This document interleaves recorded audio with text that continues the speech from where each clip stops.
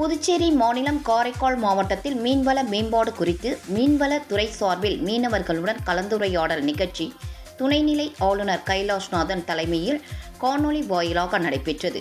அப்போது பேசிய துணைநிலை ஆளுநர் கைலாஷ்நாதன், காரைக்கால் பகுதி மீனவர்களின் வாழ்வாதாரத்தை மேம்படுத்தவும், மீனவர்களுக்கு பாதுகாப்பான நம்பிக்கையான வாழ்க்கை சூழலை ஏற்படுத்தி தரவும் மத்திய மாநில அரசுகள் எடுத்து வரும் முயற்சிகளை பட்டியலிட்டார்.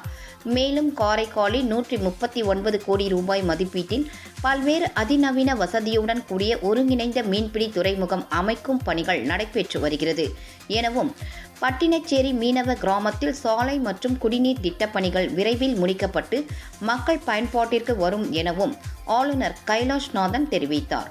காரைக்கால் பகுதி வளர்ச்சிக்காக மத்திய மாநில அரசுகள் எடுத்து வரும் நடவடிக்கைகளுக்காக இந்நிகழ்ச்சியில் பங்கேற்ற மீனவர்கள் நன்றி தெரிவித்தனர்.